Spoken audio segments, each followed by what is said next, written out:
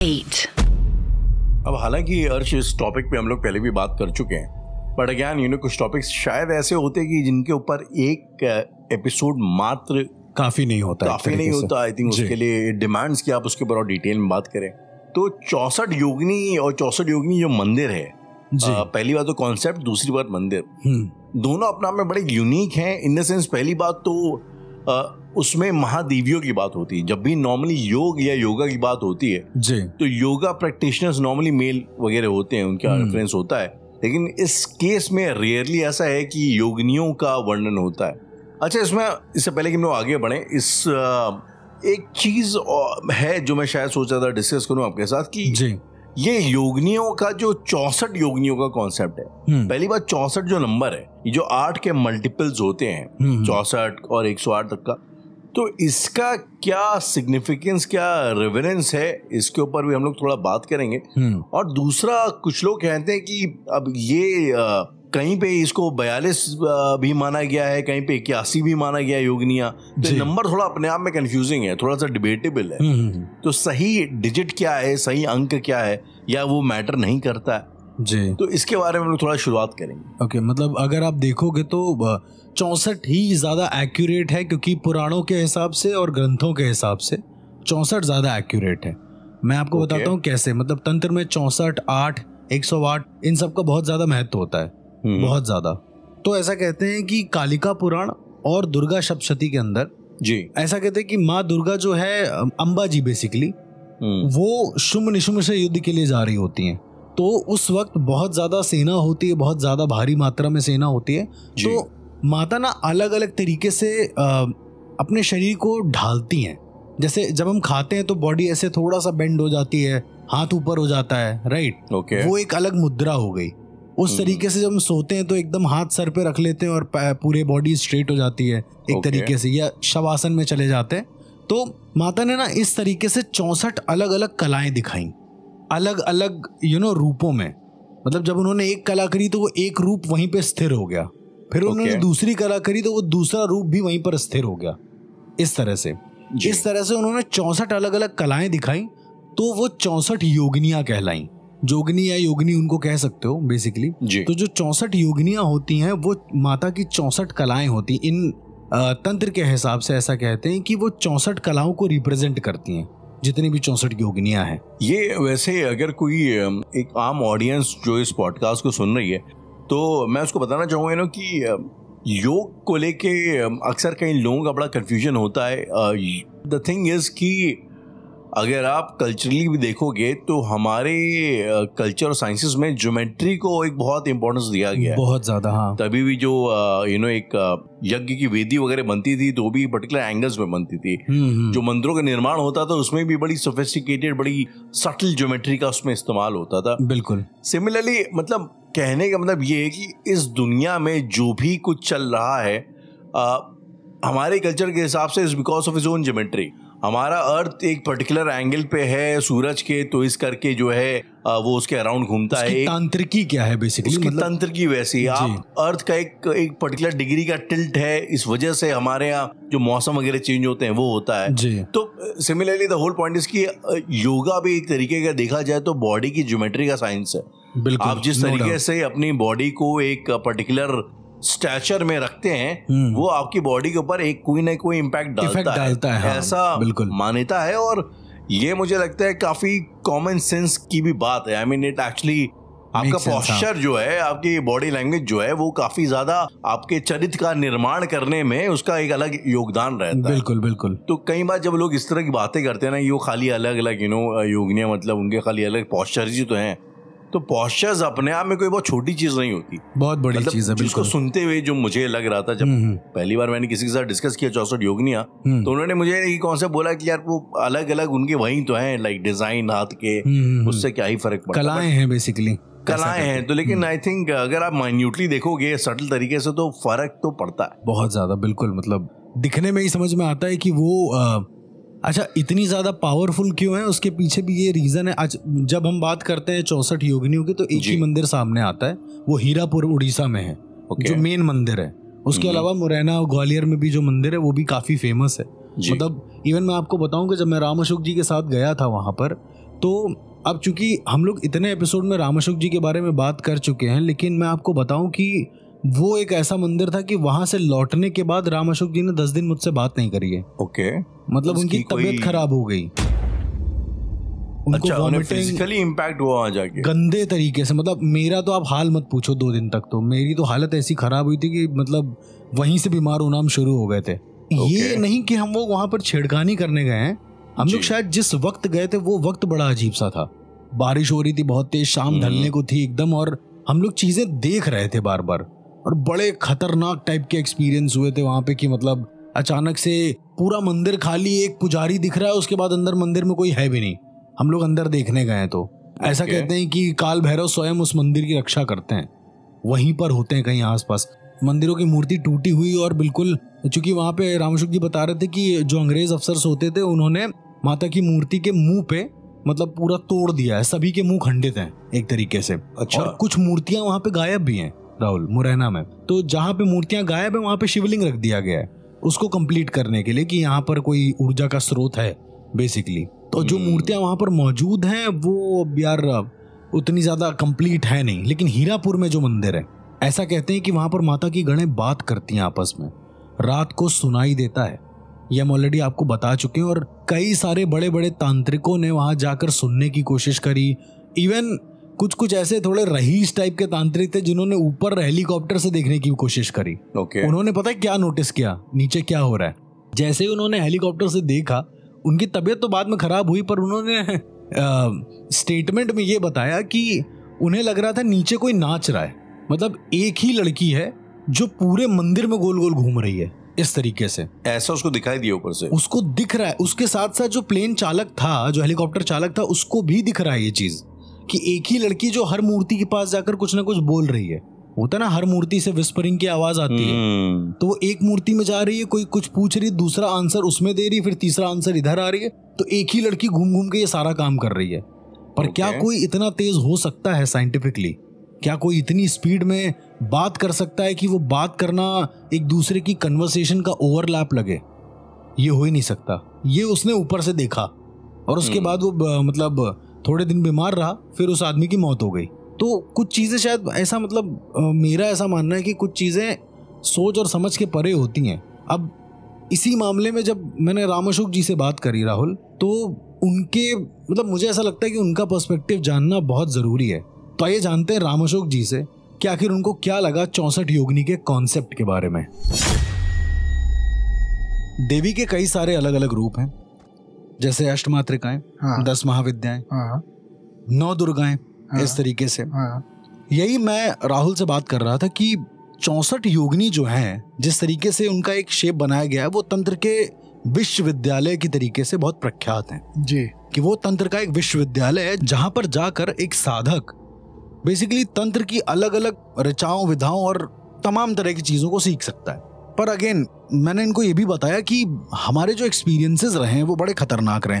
मैंने अपना पर्सपेक्टिव तो बता दिया जी। मैंने ये बताया कि मैं आपके साथ गया था, हाँ जी। और मेरा तो जो हाल हुआ वो तो हुआ जी समेत, लेकिन आपका जितना ज्यादा हुआ, हाँ जी। क्योंकि मुझे ऐसा लगता है कि जब आप किसी ऐसे इंसान के साथ जाते हैं जिसने बहुत कुछ देख रखा है या सीख रखा है, समझ रखा है, तो वो आपकी प्रोटेक्शन करता है एनीहाउ, वो तभी लेकर जाएगा आपको वहां पे। हाँ। तो जब मैं वहां से वापस आया हूँ मेरे साथ, तो मैंने बता दिया कि क्या हुआ था। पर मैं आपके साथ एक्चुअली ये मेरा भी मन है जानने का कि आखिरकार 64 योगिनी मंदिर से आने के बाद ऐसा क्या हुआ जो आपने 10 दिन मुझसे भी नहीं बात करी? ऐसा क्या एक्सपीरियंस हुआ? मेरा कह सकते मेरी जिंदगी का, मेरी लाइफ का एक है ना अनोखा सही उस टाइम वो टाइम निकला है मेरा जी।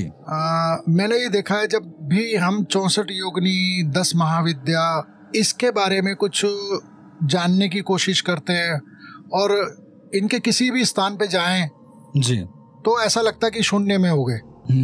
कुछ ऐसा लगता है कि कुछ खाली हो गया, अनुभूति नहीं होती कुछ भी। अब कई बार ऐसा होता है कि उनके अंदर इतनी शक्ति है उस जगह पर, तंत्र की जो भी गूढ़ जगह मानी जाती है उनमें से एक वो है। तो वहां जाकर कुछ लगता है कि कुछ हमारे अंदर से ड्रेन हो गया, किसी ने कुछ निकल गया, खींच लिया, कुछ खींच दिया अपने अंदर से ना। तो मैंने वहां जाकर कई बार, एक बार नहीं 2-3 बार मैंने ये नोट करा है इस तरह से कि वाकई में ऐसा कुछ होता है। और एक बार ये होता है ना कि आदमी के दिमाग में ये रहता है शायद वहां जाने से ऐसा होता है और मेरे दिमाग उस तरीके से सोच के उस चीज को मान लेता है, ऐसा नहीं है। वाकई लगता है कुछ हो जाता है या कुछ ऐसा चीज हो जाती है। यही चीज मैंने बटेश्वर में, यही भूतों वाले मंदिर में और यही यहाँ 64 योगिनी के 31 महादेव, 31 महादेव जिसे बोला जाता है, ग्वालियर वाला, तो वहाँ बहुत अच्छे से महसूस करी है। ना तो भूख लगती है ना आपको इतनी प्यास लगती है ना। एक आदमी अगर आपसे बोल रहा है तो उस पर ध्यान नहीं दे रहे हो आप। इस तरीके से हुआ है और हर एक बार हुआ है। मतलब जितना मैंने नोटिस किया था जो मेरे शरीर के साथ हो रहा था, मतलब आपने भी ऐसा कुछ, मैंने पूछा भी नहीं आपसे, लेकिन वो अपने आप सही हो गया। आपने देखा था उस दौरान बहुत कम बात कर पा रहे थे हम। 10 दिन तक मतलब मेरी कोई उनसे बात ही नहीं हो रही है, मतलब आपसे बात उस रस्तों में बिल्कुल। हम वापस आ रहे थे जब, तो वहां से तब भी हमारा ऐसा ही हुआ था कि हम काम चलाओ बात कर रहे थे आपस में। काम चलाओ बिल्कुल ना के बराबर, जबकि ऐसा होता नहीं है कभी। आमतौर पर जब भी मैं, जितने भी लिसनर उनको बता दूं, जब भी मैं राम अशोक जी के साथ होता हूँ तो फिर वो कंटिन्यू बात चलती रहती है, कोई ना कोई, कुछ ना कुछ विषय पे बात होती रहती है। लेकिन अच्छा, मेरे शरीर के साथ मुझे थोड़ी देर के लिए तो लगा कि मैं ड्रेन हो रहा हूँ या ऐसा, लेकिन घर आने के बाद 2-3 दिन बाद मैं ठीक हो गया, मुझे कोई दिक्कत नहीं हुई। मुझे ऐसा लगा कि सब कुछ नॉर्मल है। पर जब मुझे आपके बारे में पता चला कि ऐसे दिक्कत हो रही है, अच्छा, उसके बाद भी हमारी बात हुई इस मंदिर को लेके, ज्यादा नहीं हुई जी। एक जो एक्सपीरियंस है जो सबसे ज्यादा अजीब था, जब वहां पर मैंने किसी साधक को देखा, शायद वो काल भैरव का कोई साधक होगा, जो गले में लाल कलर का दुपट्टा कुछ ऐसा उड़ता हुआ मुझे दिखा। मैंने आपको पूछा भी कि ये क्या है। मैं बेसिकली आपके साथ दोबारा ये बात करने का मतलब ये है कि एक बार मुझे ये जानना है कि ये क्या पर्सपेक्टिव है, क्या ये जो चीजें हो रही थी वहां पर, किसी के शरीर से पूरा एकदम ऐसा लगना कि आत्मा किसी ने खींच ली हो, वो होना, और तो क्या ये वहाँ के आम लोगों को महसूस नहीं? क्योंकि अब देखिए आम लोग जो हैं वहाँ के ग्वालियर के, उनको महसूस नहीं होता होगा। मेरे हिसाब से ना अर्श, वो चीज है कि आप ये मान के चलिए शायद हम साधक हैं इसलिए शायद ऐसा लगा। एक आम आदमी वहाँ पर है, ऐसा तो है नहीं कि वो भी ऐसे घूम रहे हो या वो भी ऐसा महसूस कर रहे हो। हाँ बिल्कुल, ठीक है। और लगता भी नहीं था, क्योंकि वो जो सफाई कर्मचारी भी मिले थे 2, वो भी सही ठीक ठाक थे, एक्टिव। बिल्कुल। हम ही ऐसे पता नहीं क्यों, और ऐसा भी नहीं कि बहुत चढ़ाई थी जहाँ चढ़ के गए थे, नहीं, बस पानी बरस रहा था और चढ़ रहे थे हम लोग, चढ़ रहे थे, और ज्यादा से ज्यादा 100 सीढ़ी होंगी, इससे ऊपर तो इससे ज्यादा नहीं थी। तो ऐसा भी कि थक गए थे हम, और थकान भी कैसी हो जाती है कि ये थोड़ी कि 10 दिन तक थकान चढ़ी रहेगी। बिल्कुल। मतलब एक जो चीज थी वहाँ पर सबसे ज्यादा अजीब थी, जहाँ पर मतलब मुझे ऐसा लगा कि कोई है पर वहाँ पर कोई था नहीं। सबसे ज्यादा जो अजीब है, मतलब क्या कभी, मैं एक सिंपली जानना भी चाहूंगा, क्योंकि मैंने जैसे बताया राहुल को कि उस मंदिर में ना कोई पुजारी नहीं था। हाँ, कोई वो बोल भी रहे थे कि कोई पुजारी नहीं आता। तो ऐसा क्यों होता है? मतलब क्या कभी कोई देवी के गण, मान लीजिए कोई भी हो गई, तो उनका पुजारी ना हो बट स्टिल वो एक्टिव हो, ये कैसे हो सकता है? मतलब एक जैसे कोई स्वयंभू है ना, कोई चीज है ना, ऐसा लगता है कि वहाँ पे ऑलरेडी है कोई ना कोई पैरानॉर्मल कुछ है, कुछ जो हमारी समझ से बाहर था जी, और अभी भी नहीं समझ पाए हैं कि किस वजह से सब ड्रेन हो जाता है। तो एक साधक का किस श्रेणी में रखना चाहेंगे? वो नहीं, वो तंत्र का गढ़ तो पहला नंबर है अभी भी। हाँ, अभी भी उसका इफेक्ट है पूरा, ठीक है ना। और एक है ना, बेहद अजीब सा एक्सपीरियंस रहा है इस चीज का, अनुभव पूरा ऐसा रहा है बिल्कुल ही ना बताने वाला। मतलब उसे आप डिस्क्राइब कैसे करोगे, उसका वर्णन कैसे कर पाओगे? तो वो चीज तो है वहां पर, कुछ ना कुछ तो है, ये बड़ा गूढ़ रहस्य है जिसको जानना बाकी है। अच्छा, उड़ीसा में जो हीरापुर का मंदिर है, हाँ, 64 योगिनी का, जो बहुत ज्यादा प्रचलित है, उसके बारे में भी हमने बात करी। लेकिन वहाँ पर ऐसा कहते हैं देवियों की आवाज आती है और जो ज्यादा सुनता है वो उसकी बोलने की शक्ति खत्म हो जाती है, वो बता नहीं पाता है कि क्या हुआ। अच्छा, क्योंकि मैं वहाँ मैं गया नहीं हूँ, लेकिन जरूर इस चीज से कोई ना कोई रिलेशन होगा जी, क्योंकि वो, अच्छा आपने वो भी देखा था जो ग्वालियर वाले जिसमें हम गए थे, बिल्कुल मुरैना में, उसमें भी 6:30 बजे के बाद, क्योंकि वो ASI के अंडर में है, लेकिन वैसी 6 बजे के बाद नहीं, लेकिन वहाँ तो कोई बाउंड्री भी नहीं थी जो ना घुस पाए आदमी, आराम से कोई भी चढ़ सकता है। बिल्कुल, अच्छा, मजे की बात, वो तेंदुआ अभी बड़े वहाँ पे लेपर्ड भी बड़े आते हैं, लेकिन वो बताया ऊपर वो जो आप सफाई कर्मचारी थे वो कह रहे हैं यहाँ तेंदुआ नहीं दिखता, नीचे होता है वो, तो वो भी नहीं चढ़ता। तो उसको जाना चाहिए। हाँ, उसके लिए तो बड़ी अच्छी जगह है, वो तो स्वर्ग है उसके लिए, तो वो भी नहीं होता वहाँ पर। एक अजीब सी चीज है कि वो जैसे ना कैलाश पर्वत को लेके मिथ है ना बड़े सारे हमारे दिमाग में, तो ऐसी मेरे को लगता है कि वहीं कुछ ना कुछ उसी का एक छोटा सा रूप वो भी है, ये सब चीजें। अच्छा, एक दिमाग में एक ऐसा, एक आप मान लीजिए कि अतिशोक्ति वाला एक क्वेश्चन है, एक सवाल है, ये है कि चूंकि मैंने जितना आपसे सुना, जितना मैंने देखा या जितना किसी और से सुना, वो जो उसका शेप है, पार्लियामेंट के हिसाब का जो शेप है पूरा तंत्र का महाविद्यालय जिसको हम लोग बोल रहे हैं, क्या यदि वो सेम शेप, सेम ज्यामिति, सेम आप मान लीजिए पैरामीटर ना लीजिए, उतना बड़ा मत लीजिए, सेम जो उसकी गणनाएं हैं जी कि सबसे आगे 2 लोग हैं, उसके बाद अंदर भैरव रक्षा कर रहे हैं माता की, जी। और फिर चारों तरफ से 64 योगिनियां घिरी हुई हैं, अष्टमातृकाएं बीच में। तो ये जो ज्यामिति, एक जो तरीके का डायनामिक्स है, अगर ये कोई इंसान, उदाहरण के तौर पे, ये बहुत ज्यादा अजीब क्वेश्चन लगेगा आपको शायद, ये कोई इंसान यही सेम ज्यामिति का कुछ बनाए जी, वो धातु कोई भी हो, हाँ बिल्कुल, वो बनाए और उसको अपने घर में रख के यदि वो पूजा करता है, हाँ, तो क्या उतना ही खतरनाक परिणाम? क्योंकि मैंने जितना आपके मुंह से सुना, वहां पर देखा, ज्यामिति का बहुत बड़ा खेल था वहां पे। ठीक है, तो उसके बारे में कुछ बताइए, क्या ऐसा असर डाल सकती है वो चीज भी कोई? नहीं, बिल्कुल डाल सकती है, अगर पूरी उसी तरीके की कैलकुलेशन के हिसाब से करा जाए जी, तो जरूर यंत्र भी तो बनते ही है ना इसके। वही मुझे यंत्र ही की तरीके लग रहा था। हाँ, तो वो कहीं ना कहीं अगर आपने सही गणना के हिसाब से और सही रेशो के हिसाब से आपने बनाया, मापक जो है उसका आपने ध्यान रखा, तो मेरे हिसाब से बिल्कुल इफेक्ट करेंगे वो। तो आपको नहीं लगता कि वहां पर जो अभी फिलहाल जो गणनाएं जो लोग करते होंगे, जैसे आपने बताया कि यहाँ पे इतनी दूरी पे ऐसा ऐसा है, जी, ये सब एक अनुमानिक गणनाएं हैं। इस गणनाओं में कहीं ना कहीं जो मेजरमेंट्स है उसमें त्रुटि भी है, ताकि वो उस तरीके का प्रॉपर स्ट्रक्चर कोई बना ना पाए। नहीं, बिल्कुल होगा। आप इस चीज को भी मान के चलिए कि चंद्रमा की रोशनी कैसे पड़नी चाहिए, वहाँ पर सूर्य की रोशनी कैसे पड़नी चाहिए, बहुत सारे मापक होंगे, बहुत सारी कैलकुलेशन होंगी जिसके हिसाब से वो बनाए। और वहीं पर क्यों बनाए, उसी पहाड़ी पे क्यों बनाए, उस पहाड़ी का भी अपना महत्व होगा जी। तो ये सारी हैं, कुछ ना कुछ कैलकुलेशन है, जिस कैलकुलेशन के हिसाब से बनाया हुआ है वो। क्योंकि जब बात केवल होती है, सब लोग बोलते हैं यक्षिणी, कोई कुछ अलग बोल रहा है, कोई वरमोहिनी बोल रहा है, कोई, सब लोग अपनी एंटिटीज के बारे में बोल रहे हैं। हाँ। एक एंटिटी को बुलाने के लिए, एक एंटिटी के आवाहन के लिए, जब हम लोगों ने अभी बात करी है, जी हाँ, इतनी मशक्कत, इतनी मेहनत करनी पड़ती है। हाँ। पर जब हमें ये पता है कि एक ऐसा मंदिर है जहाँ पर स्वयं गणिकाएं बैठी हुई हैं माता की जी, और अब पता नहीं उनको सिद्ध कैसे करा जाए, कैसे ना करा जाए, तो उस जगह की ऊर्जा कितनी व्यापक होगी। बिल्कुल, मैं कह रहा हूँ बेहद ना संभलने वाली ऊर्जा होगी। बिल्कुल। और हमने, अच्छा देखिए, ना तो आपने ना मैंने कुछ वहाँ पे बैठ के किया, बिल्कुल कुछ नहीं, हम तो जस्ट अंदर गए, घूम के आगे। और एक सबसे बड़ा अचंबा ये है कि देखो, बताते हैं अंग्रेजों ने तोड़ दी हैं सारी मूर्तियां, या हटा दी हैं वहां से, तोड़े हुए सभी के। नहीं, अंदर तो कुछ भी नहीं था ना। हाँ। उसकी जगह शिवलिंग रख दिया है, और वो भी 31, जिसकी वजह से नाम पड़ा है 31 महादेव। 31 महादेव, हाँ। 64 योगिनी तो बोलते ही है, उसके अलावा 31 महादेव इसलिए बोलते हैं क्योंकि 31 में रखा है। 64 के अंदर से भी 31 जो मेहराब है, जो मंदिर बने हुए छोटे छोटे, तो उसके अंदर 31 में ही रखा हुआ है। बाकी तो खाली थे, हमने देखा ही था। एक भी मूर्ति वहाँ पे 64 योगिनी की नहीं है। वो कहते हैं सब चोरी हो गई, या अंग्रेज उठा के ले गए, हाँ। या मुगलों ने बर्बाद कर दी। अपनी बहुत सारी चीजें बोली जाती है वहाँ के लिए। अगर ये सोचो, अगर वहाँ पर वो मूर्ति प्रेजेंट होती, अच्छा, जो हैं तो 64 वहाँ पर वो क्या हाल होता। फिर उस टाइम ये समझिए कि उस टाइम अगर वो सब चीजें स्थित होती वहाँ पर, तो अब क्या होता वहाँ पर? शायद ऊर्जा ऐसी होती कि लोग ना संभाल पाए, एक लोकल आदमी भी ना संभाल पाए जो एक साधक नहीं है। ऐसा भी हो सकता था। बिल्कुल। अभी तो क्या है, शायद मेरे ख्याल से उसका जो वास्तु है ना, वो इफेक्ट करता साधक को। अच्छा, जिस तरह की ज्यामिति बिगड़ी हुई है, हाँ, वो साधक के अपने स्थिरता पे इफेक्ट डालती होगी। जैसे तंत्र में कहते हैं ना कि अगर आपने तंत्र सीखना है ना, तो ऐसी कई शक्ति ऐसी हैं जो पहले आपको भटकाती हैं। ठीक है। तो ऐसा है कि जो तंत्र सीखना चाहता है ना, वो वहां जाएगा तो वो उसको भटकाएगा, उसको डिस्टर्ब करेगा, उसका ऑरा डिस्टर्ब करेगा, उसकी मनोदशा बिगाड़ेगा।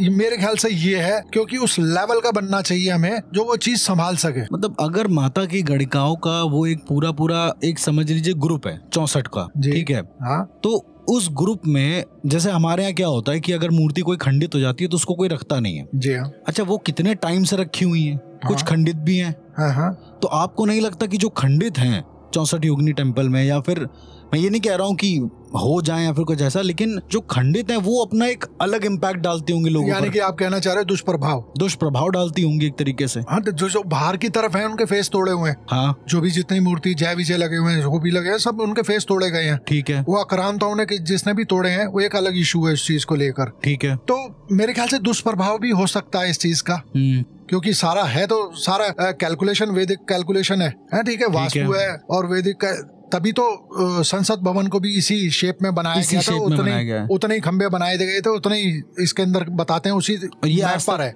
ये मतलब क्यों हुआ ये किसी को नहीं पता। वो तो जो अंग्रेज है जिसने ये उसका वास्तुकार था इसका संसद का, तो उसने क्या समझा था और किस वजह से रखा था, ये एक देखने वाली बात है। अच्छा, आज तक ये मेरा एक लास्ट क्वेश्चन आपसे ये है कि आज तक कभी भी क्या आपने ऐसा सुना है कि किसी ने 64 योगिनियों को साध लिया हो? नहीं। या 64 योगिनियों की पूजा कर रहे हो? हाँ, पूजा तो कर सकते हो आप जी। साध लिया हो, साध लिया का वर्ड वही है अर्श, मैंने पहले भी आपको बताया है कि साधने का मतलब ये होता है कि हमें उनका घर का रास्ता पता लग गया। अच्छा, ठीक है। साधने का मतलब जैसे आजकल फैला हुआ है ना सोशल मीडिया में कि हमने उसको अपने घर बुला लिया, हाँ। या हमारे शरीर में आ गया, नहीं वैसा, या हमारे बस में हो गया, तो ऐसा तो कुछ नहीं है। हम तो कुछ है ही नहीं उनके आगे, ठीक है। हम तो सिर्फ उनका पता ही जान जाए कि इस साइड रहते हैं वो, हम तो यही समझ ले तो वही काफी है हमारे लिए, उतना ही काफी। हाँ बिल्कुल। साधने का तो मतलब मेरे हिसाब से ये है। तो ये था राम अशोक जी का पर्सपेक्टिव बेसिकली कि किस तरीके से उन्होंने 64 योगिनी को समझा है या जाना है। मतलब आपने शायद सुना होगा राहुल कि कितना ज्यादा इन्होंने झेला 64 योगिनी से आने के बाद। ये तो आज बताया इन्होंने। मुझे वो लाइक कुछ हद तक शायद यकीन भी नहीं हो रहा था कि क्या ये भी पॉसिबिलिटी है। मैंने भी आज इनसे पूछा तो मुझे बिल्कुल यकीन नहीं हो रहा कि ये सब भी इनके साथ हो रहा है। एक साधक जो ऑलरेडी इतना बड़ा साधक है, वो अपनी चीजें कर रहा है कहीं ना कहीं, बड़ा छोटा मतलब वो साधक है बेसिकली, और उसके साथ भी ये सब चीजें हो रही हैं। मतलब उस मंदिर में कुछ तो ऐसी बात रही होगी कि मतलब आपकी एनर्जी डिस्टर्ब हो जाए पूरी तरीके से अगर आप ज्यादा देर रुको। लोग जाते हैं वहां पर, ऐसा नहीं लोग नहीं जाते हैं जी, लेकिन अगर बहुत ज्यादा देर रुकोगे तो एनर्जी का डिस्टर्ब होना 100% वो है, कंफर्म है। क्या ऐसा भी होता है अर्श की मतलब अगर कोई आम इंसान जाएगा उस मंदिर में तो शायद उसको उसके ऊपर इतना इम्पैक्ट ना पड़े, लेकिन अगर कोई सिद्ध कोई साधक किस्म का व्यक्ति जाता है जो जिसकी बॉडी अलग लेवल पे रिसेप्टिव है, तो शायद उसके ऊपर एक इम्पैक्ट ज्यादा पड़ेगा बनिस्बत किसी आम इंसान के। तो क्या ये भी एक है मतलब कह सकते हैं साधक ज्यादा एब्जॉर्ब करेगा उस एनर्जी को जो उधर से उसको मिल रही होगी एक तरीके से। वही जो हम लोगों ने अभी 1-2 एपिसोड पहले बात किया था कि एनर्जी का बॉन्ड किस तरह से हो रहा है। अब जैसे जो इंसान बिल्कुल नहीं मान रहा है उस पर भी इम्पैक्ट पड़ेगा। अगर वो ज्यादा देर रुकेगा तो हल्का फुल्का तो पड़ेगा, हम ये नहीं कह रहे बहुत पड़ जाएगा, बट उसके दिमाग पे उसकी साइकी पे हल्का फुल्का इम्पैक्ट पड़ेगा, क्योंकि उसकी बनावट बड़ी अजीब है राहुल। कभी भी आप एक बार गूगल खोल के भी देखिएगा उसकी इमेज, बिल्कुल जब देखने में आपको अजीब लगे ना, वो संसद के तरीके बना हुआ है एक तो, ठीक है, टाइप का बना, और ऊपर से जब आप अंदर जाएंगे तो बड़ा अजीब सा फील आएगा। मतलब कि अब वो मूर्तियां रखी हुई, आप चारों तरफ घूम रहे हो, बीच में भैरव जी रखे हुए। मतलब एक होता है ना कि हम लोगों के मंदिर में क्या होता है राहुल की बढ़िया आराम से मूर्तियां रखी हैं एक व्यवस्थित क्रम में, वहां पे क्रम व्यवस्थित नहीं है, क्रम बड़ा अजीब सा है जो आपकी शायद कहीं ना कहीं साइकोलॉजी पर भी इफेक्ट करता है कि वो एक अलग तरीके का क्रम है, प्लस 64 योग की क्रियाएं हैं चारों ओर, और बीच में अष्ट मातृकाएं हैं जो 8 मेन माता होती हैं उनकी, तो वो अष्ट मातृकाएं 8 अलग अलग 8 मेन माता की कलाएं बीच में रहती हैं। बाकी इस तरीके से 64 योगिनियों से घिरा हुआ है। और वहां पर ऐसा कहते हैं कि उन अष्ट मातृकाओं की रक्षा जो बीच में माता बनी है उनकी अष्ट भैरव रक्षा कर रहे हैं, 8 भैरव रक्षा कर रहे हैं वहां पर। मतलब कोई ऐसा मंदिर जहां पर 64 योगिनियां जो तंत्र की अधिष्ठात्री देवियों में से एक हैं वो मौजूद हैं, और जिनसे तंत्र का बेसिक मजबूत होता है भैरव जी, वहां पर स्वयं भैरव जी के 8 रूप मौजूद हो, तो सोचिए वो जगह कितनी ज्यादा ऊर्जा से भरी होगी।